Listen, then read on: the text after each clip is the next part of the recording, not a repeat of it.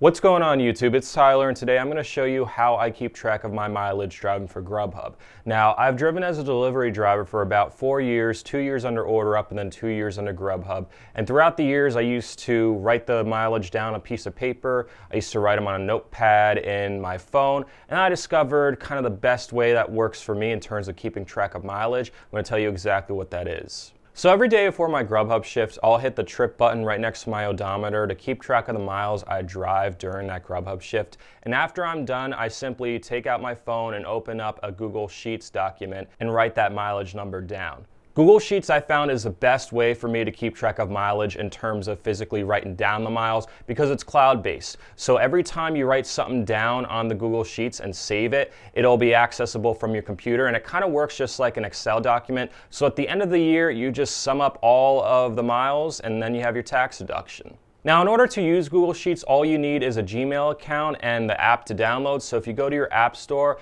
and type in Google Sheets, and then once it's done, you simply open it up, create a new sheet, and then start logging all your miles and the dates that you drove.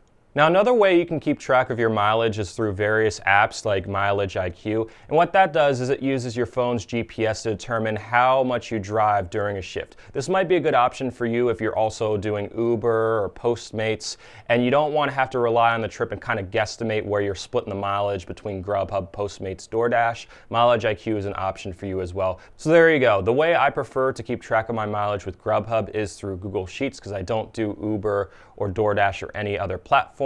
But there's also the option, as I mentioned, of apps like Mileage IQ, where it can use your phone's GPS to keep track of your miles during your shift. If you have another suggestion on how you keep track of your miles with GrubHub, feel free to leave in the comments section. Subscribe to my channel for more GrubHub related updates, and have an awesome day.